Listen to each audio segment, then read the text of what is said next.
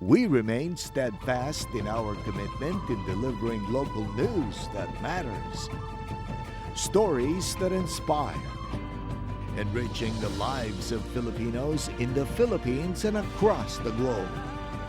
This is your GMA Regional TV. Buong puso para sa Pilipino.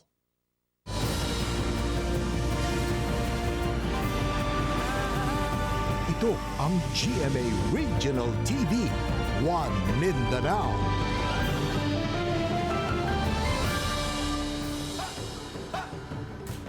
Maayong hapon Mindanao, kini ang GMA Regional TV 1 Mindanao. Hatun namo ang pinakadagkog pinakauling balita sa Mindanao. Ako si Sara Hilomen Velasco, live gikan dinhi sa GMA Davao Complex.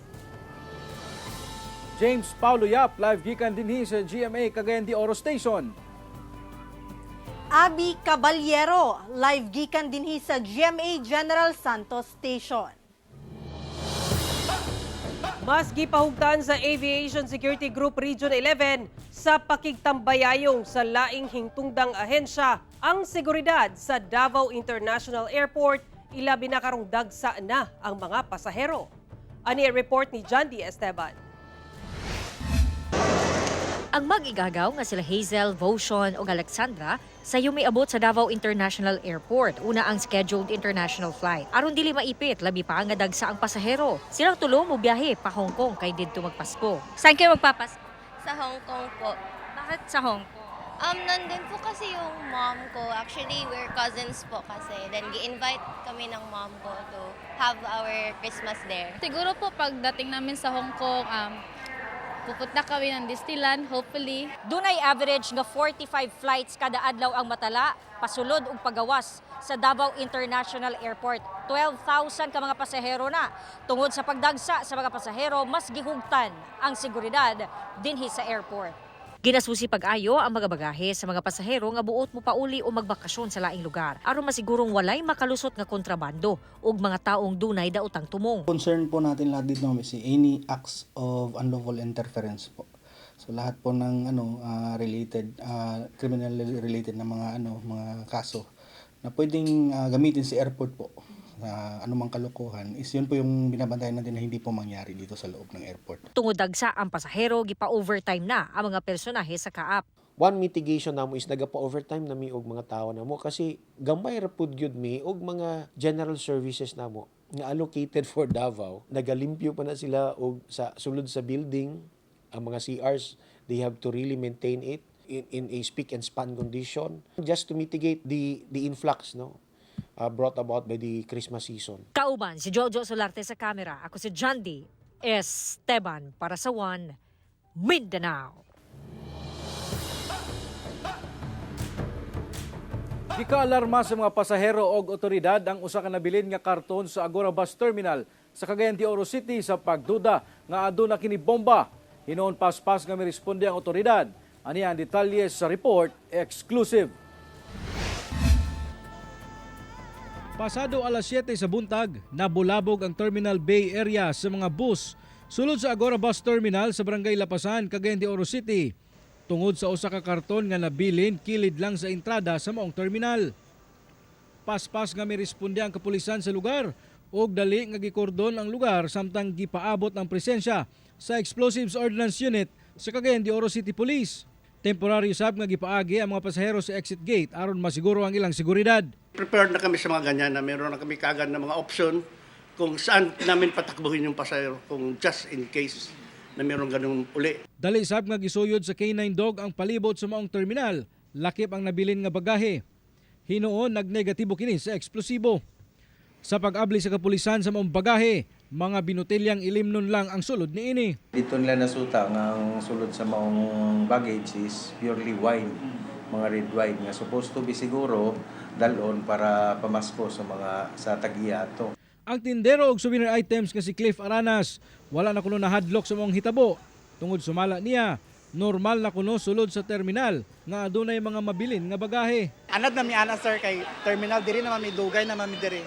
So na mga mabilin expected naman ang mga bagahe na sa mga pasahero. Karon nga panahon still hugot ang ato ang pagkandak og mga paniling sa mga terminals, sa mga bus terminals, malls, kung asay na mga event nga daghang tao nga maka-attend. Kauban si Makoy Sempron sa kamera. Ako si James Pauliap para sa One Mindanao. Gipangandaman na sa Southern Philippines Medical Center ang posibleng dunay i-refer kanila nga mga firecracker-related injuries karong Pasko o bagong tuig. Lakip sab ang mga nalambigit sa aksidente sa dalan nga lango sa ilimnong makahubog. Anyang report ni Argil Relator. Sa pagsaulog sa Pasko o bagong tuig ni atong 2022, siya matud pa ang natala na kay Agong ug samad tungod sa pabuto sa Davao Region, diin pinakadaghan sa mata ang naigo. Liyo nga dunay firecracker ban sa Davao City, nangandam gihapon ang Southern Philippines Medical Center. Sanglit sama sa mga nilabay nga tuig, dunay referrals nga firecracker-related injuries gikan sa ubang lugar sa rehiyon. Naka-code white na ang SPMC, buot pasabot, full force ang ilang medical staff sa emergency department sa pagdawat og posibleng mahimong biktima sa pabuto. Mayroon tayong dedicated na nurses and doctors, especially sa trauma namin na mga cases. So either firecracker, vehicular, mayroon ng designated na area for them. At the same time, mayroong designated na staff. O galing dunay mabutan og pabuto, abiso sa doktor, una pa man dalon sa ospital. Pinaka-the best is to disinfect first. So wash lang yung sugat. So with running water and soap. Then kung mayroong mai-apply na antiseptics, mas mabuti. Then pwedeng takpan while nagbiyahe para hindi ma-expose yung sugat. Takpan ng malinis na panapton or cloth na limpyo. Padayon na nawagan ang DOH nga inay mo gamit og pabuto. Dunay mga luwas nga pamaagi sa pagsaba-saba aron sadya og luwas nga sa ulugon ang Pasko ug bagong tuig. Gawa sa firecracker-related injuries, ang mas ikabalakan mao ang kadaghan matud pa sa mga ginadalang samdan sa ospital tungod sa aksidente sa dalan, resulta sa hubog nga riders nga gikan sa mga party ug reunion. Busa, gipahimangnuan nga kung makainom, likayan ang pagmaneho ug sakyanan. Kauban si Mel Colmenares ug Melchor Awing sa kamera. Ako si Argil Relator para sa One Mindanao. Presyo sa mga lamas sa Zamboanga City, posibleng musaka pa. Una ang adlaw sa Pasko, sumala sa mga mamaligyaay. Pahimangno sa mga konsumante nga mangumpra na og sayo. Dugang detalye sa report ni Efren Mamak. Gibutiyag sa mga mamaligyaay sa Zamboanga City nga adunay pipila ka mga nagunang lamas ang musaka ang presyo una ang adlaw sa Pasko. Kinigumikan kuno sa taas nga demand sa mga mamalitay. Sa Santa Cruz Public Market, gikan sa 10 pesos hangtod 40 pesos ang posibleng isaka sa presyo sa pipila ka mga lamas. Sama sa sibuyas Bombay nga sa karon mapalit pa sa 200 pesos. Posible kuno kuning musaka sa 240 pesos matag kilo. Apan ang siling labuyo mao kuno ang pinakataas nga isaka ang presyo nga posibleng moabot sa 500 pesos matag kilo kung itandi sa karon nga mapalit pa sa 300 pesos. Menos kuno ang supply niini sa Zamboanga City. Sagad nagikan pa sa Tungawan, Zamboanga, Sibugay. Ang ubang lamas, magpabilin gyapon ang presyo gumikan kay bastante pa ang supply. Sama sa ahos nga tag 140 pesos matag kilo ug ang spring onion nga mapalit sa 50 pesos per kilo. Apan dunay pipila ka mga lamas ang muubos ang presyo gumikan sa oversupply. El kamatis, medyo kabahaman to ara kay mucho entrada de mga Cagayan. Ara 50 pesos. 50, si. El daton actual daton bimbaw ngayon. Tabindi kami 100 to 120, china tabindi 80 lang. Basta sila Christmas, mucho tayo mga Davao pati Cagayan tendra. Para pa man din manatakat mga takumpra na. So takumpra pa aman, palit na bira-bira. Abiso sa mga mamaligyaay nga mas maayo kung mangumpra na og sayo. Ande sila mentras manado pa stock pet, hindi pa bien traffic. Mas early sila anda, sige sila kumpra para mas cheaper ya. Kasi si mga anda sila kay during mga 24 or para Christmas ya, mas alto el presyo. Kauban si Sim Romero sa kamera. Ako si Efren Mamak. Para sa One Mindanao.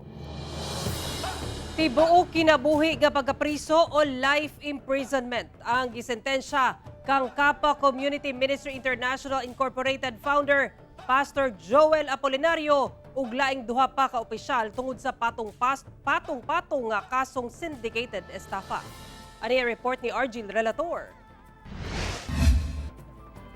Sa pahayag sa Securities and Exchange Commission, December 12 karong tuiga, dihang gipagula sa Branch 33 sa Regional Trial Court sa Butuan City ang desisyong guilty beyond reasonable doubt sa 8 counts sa kasong syndicated estafa. Batok ang kapa-founder ug President Joel Apolinario ug duha pa kakapa-leaders nga sila Cristobal Baradad ug Joji Husay, 15 incorporators. Silang tulo gisentansyahan sa korte og tibuok kinabuhi nga pagkapriso og mubayad og 195,000 pesos nga danyos ngadto sa complainants. Nasuta matud pa sa Regional Trial Court nga tanang elemento sa estafa ang anaa sa kasong gipasang-at tungod sa misrepresentation ni Apolinario ug mga kaubanan ni ini sa pagclaim nga otorisado silang makiglambigit sa profit-making nga negosyo bisan og dili sanglit usa sila ka non-stock corporation. Dugang pa nga gipasalig matud pa sa mga akusado ang 30% nga binulan nga tubo sa mga investor. Tungod sa pasalig, nadani ang mga investor sa pagbubo og kwarta. Resulta, nakasinati sila og kadaot, sanglit wala sila nadawat nga balik sa ilang gi-invest. Gikumpirma sab sa korte ang nahimong finding sa SEC nga ang pagkolekta og solicitation sa kapa ang susama sa usa ka Ponzi scheme. Ang maong desisyon ni Gula human ang unong katuig diyang nasayran sa SEC nga ginaagni sa kapa ang publiko sa pag-invest og 10,000 pesos nga ginaingong donasyon. Baylo sa 30% nga binulang return hangtod sa hangtod isip ginatawag nga blessings. Kahinumdumang niya adtong July 21, 2020, diyang giaresto si Apolinario uban ang 25 ka mga kaubanan sa joint operation sa law enforcers sa usa ka tagong resort sa Lingig, Surigao del Sur nga nisangko sa engkwentro tali otoridad ug private army ni Apolinario. Ang maong operasyon subay sa mando sa search warrant nga gipagula sa RTC sa Kantilan, Surigao del Sur sa paglapas sa law on firearms and ammunition ug illegal possession of explosives o warrant of arrest nga gipagula sa RTC sa Cagayan de Oro City sa kasong syndicated estafa. Ako si Orgil Relator para sa One Mindanao.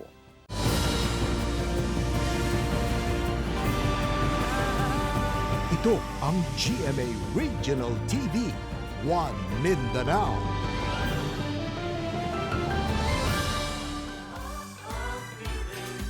Gisugda na ang grandest parade of music and lights sa pagsaulog sa Pasko Fiesta sa Davao 2023 sa Davao City.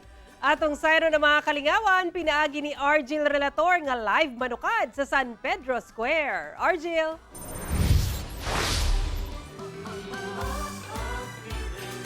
Sara, una pa man magsugod ang programa, gi-anunsyo sa City Government of Davao nga dili na mahinayon ang parada gikan sa Rojas Avenue padulong dinhi sa San Pedro Square tungod matud pataas ang tsansa nga pag-ulan. Ingon man nagkagrabisab ang traffic sa syudad kaganina tungod sa mga road closures. Hinuon tuloy-tuloy na sa jackpot round at ang contingent sanglit dinhi na sila mag-perform sa final showdown sa San Pedro Square. Inayo pasundayag paunta sa nagunang kadalanan sa downtown Davao, partikular sa Rojas Avenue hangtod na sa San Pedro Square. Diretso na sa final showdown ang mga contingent sa Banda Dasig ug parada sa Pasko. Makabungog nga Christmas-themed drum and bugle performances ang gilaumang madungog ug makita sa pagpasundayag sa matag contingent sa Banda Dasig. Karong tuiga, 29 ka drum and bugle corps ang nisalmot gikan sa City o Davao City ug entries gikan sa silingang syudad ug lungsod. Naka-standby na sab ang floats gikan sa 11 contingents gikan sa kadiyang eskwelahan, kumpanya ug organisasyon sa Davao City nga nagpanindotay silang dekorasyon ug konsepto nga pampasko. Suma total sobra 4,000 ka contingent delegates, 29 parade exhibitions ang isalmot ug 1.6 million pesos worth of prizes ang ipanghatag sa usa lang ka gabi nga selebrasyon sa Banda Dasig ug parada sa Pasko dinhi lang sa syudad sa Davao. Sara, sa karon ang programa gisugda na o naka-undock na ang entry number 1 alang sa Banda Dasig nga gikan sa Tagum City Unified Marching Band. Sara. Okay, daghang salamat ug advance Merry Christmas sa ganinyo din ha, Argil Relator ug syempre sa atong mga kapusong Davaoenyo. Mga pabuto nga gitugutan sa DILG ug kapulisan gisugda na og baligya sa Rotonda Circle sa Cagayan de Oro City. Ani ang report. Tulo ka adlaw una ang pagsugat sa adlaw sa Pasko. Full blast na ang mga negosyante og pabuto sa Cagayan de Oro City. Human sila nahatagan og permit sa syudad nga makabaligya na. Sumala sa mga manindahay og pabuto nga wala kunoy pag-usab sa mga presyo sa ilang baligya. Apan mas gamay na lang kuno ang klase sa pabutong nga mapalit karon subay na sab sa mando sa DILG. Gibawal na kuno karon ang mga firecracker nga mobuto sa yuta sama sa Piccolo, 5-star, Watusi ingon man ang Judas Belt. Na may mga pulis diri mag-roving, bawal na to pangkuan to nila des magmulta po dayon. So garantisado ang mapalit din O kana ra mga pwede. Makita man pud na sa mga pulis kana may mga ingani mo ni mga allowed ni mga stickers. Hinuon ana gihapon ang mga sparkler nga mapalit sa presyong 150 pesos hangtod 300 pesos ang matag pakete, depende sa klase ug kadako. Present sub ang klase-klaseng fountain nga mapalit sa 120 pesos hangtod 1,200 pesos. Ang best seller kuno nila nga mga pyrotechnics nga tag 2,500 pesos ang 16 shots, 14,000 pesos ang 36 shots ug ang 150 shots nga tag 27,000 pesos. Sa karon mingaw pa kuno ang ilang kita apan gilauman nila ang dagsa sa mga mamalitay sa mismong adlaw sa sugat sa Pasko. Mo daghan na pud na ni pagka 24 kay daghan naman tawa na diri kay mamalit na bit sila mga last hour. Samtang adunay pahimangno ang Bureau of Fire Protection sa mga negosyante ug mga mamalitay. Kinahanglan na mag-amping gihapon, walay manigarilyo sa duol, walay pag-testing diya sa maong displihanan mismo. Kana mo pinaka-basic kayong pagalikayan aron sa ingon malikayon usab nato ang panghitabo nga sunog. Kauban si Makoy Sempron sa kamera. Ako si James Pauliap para sa One Mindanao. Andam na ang Eusebio Bulaong Public Terminal sa General Santos City sa pagdagsa sa mga pasahero nga muuli sa ilang probinsya karong Pasko. Gani lauman matod pa nga moabot sa kapin 5,000 ang pasahero sa adlawng Sabado ug Domingo. Ani ang report. Karong Sabado ug Domingo, gilauman sa management sa Eusebio Bulaong Public Terminal sa General Santos City ang pagdagsa sa mga pasahero nga manguli sa ilang tagsa-tagsa ka probinsya alang sa pagselebrar og Pasko. Base sa ilang datos sa milabayng mga tuig, moabot sa kapin 5,000 ang pasahero pipila ka adlaw una ang Pasko. Busa, mas gipahugtan karon ang seguridad. Gawa sa security forces sa terminal, 24/7 sab ginamonitor ang palibot sa terminal sa tabang niining 16 ka CCTV. Meron tayong first layer of security doon sa entrance. May CSU tayo doon plus yung terminal staff. Passenger entrance, nandiyan naman ang papuan pa rin at saka ang terminal staff, no, nag-augment pa rin sila. Wala matud pay kabag-uhan sa schedule sa biyahe sa mga bus. Alas 2 sa kabuntagon gihapon ang first trip ug alas 10 sa gabii ang last trip. Mas maayo matud pang likayan ang rush hour aron dili malangan sa biyahe ug kung mamahimo, likayan sab ang pagdala og daghang bagahe. Well, carry light baggages only para hindi malangan ang pagpasok nila dito. So aside from that, we are also asking the riding public to help us, no, kasi hindi namin kaya ito ng kami lang. Kailangan aware din sila and vigilant, no. Kauban si Gary Balantay sa kamera. Ako si Abby Caballero para sa One Mindanao. Giauhag sa Zamboanga City Bankers Association ang publiko nga kung mamahimo, pahimuslan nga mag-over-the-counter sa pag-withdraw og kwarta sa bangko. Kinihuman nga pipila ka ATM machine sa Zamboanga City ang offline, human makasinati og problema. Ani ang report. Nangayo og pasensya ang Zamboanga City Bankers Association sa mga depositors sa Zamboanga City kay dunay mga adlaw nga offline ang pipila ka mga ATM machine tungod sa nasinating mga problema sama sa paper bill jam, hardware error ug uban pa. Ginamonitor matud pa nila ang mga ATM center sa mga bangko apan dili dayon makaserbisyo tungod sab sa mga holiday. Hinuon gipahinumduman sa asosasyon ang mga bangko nga kinahanglang dunay kwarta ang mga ATM machine ilabi na sa long holiday. My fellow bankers na to monitor talaga to make sure na fully loaded po yung machine and kung meron mga errors at least may maintenance prior hand para ma-avoid yung mga errors. Busag giauhag sa Zamboanga City Bankers Association ng publiko nga kung mamahimo, himuon over the counter ang transaksyon inig abli ang mga bangko aron masiguro nga dunay cash on hand karong holiday season. Pwede rin mag over the counter before mag-holiday po. Kasi ang banking operation natin sir this week is hanggang Friday. Tapos magre-resume tayo on the 27 kasi 26 is holiday. So yung mga time na yun, within the banking day, pwede naman sila mag-withdraw po para at least sure po na maka-withdraw sila, may cash sila on hand. Ako si Sara Hilomen Velasco para sa One Mindanao.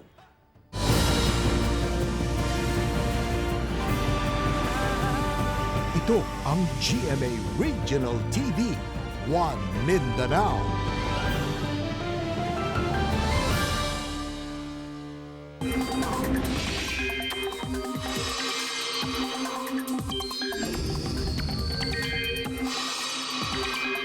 Tulo ka adlaw una ang Pasko, walay na matikdang pagdaot sa panahon o bagyo nga posibleng makaapekto sa nasod. Apan, angay gihapon mangandam sa posibleng ulan nga hatod sa lain-laing weather system sama sa shear line, amihan ug easterlies. Base sa datos sa Metro Weather, posible ang ulan sa Zamboanga Peninsula, Northern Mindanao, Soxarjan, Caraga ug Davao Region. Hinuon pag-abot sa gabi, dili na kay grabe ang ulan nga masinati. Dead on the spot ang usa ka 51 anyos nga babae diyang nabangga ang iyang gimanehong pickup truck sa kasugat nga dump truck sa Davao City. Patay diha-diha dayon ang 51 anyos nga si Mary Jane Heralde diyang nadisgrasya ang gimanehong pickup truck sa sitio Upper Kibalang, Barangay Marilog, Davao City, alas 2:20 Huwebes sa hapon. Sa investigasyon, unang aksidente ginasubay sa dump truck ang nga gimaneho ni Saturnino Villegas Jr., 32 anyos, ang innermost lane sa Davao Bukidnon Highway gikan Bukidnon ug padulong sa Davao. Pag-abot sa kurbadang bahin sa dalan, sumala pa sa witness, paspas ang dagan sa pickup truck nga gikan sa Picas Lane. Misulod matud pa ang pickup truck sa dalan nga ginasubay sa dump truck, hinungdan nga nagkabangga ang duha ka mga sakyanan. Tungod sa kakusog sa impact, naipit sa iyang gimanehong sakyanan si Heralde. Gilayon siyang girescue sa Urban Search and Rescue Team sa Central 911. Apan patay na kini dihang girespondihan sa medical technicians. Gikustudiyan na sa Marilog Police ang dump truck driver nga si Villegas alang sa saktong disposisyon.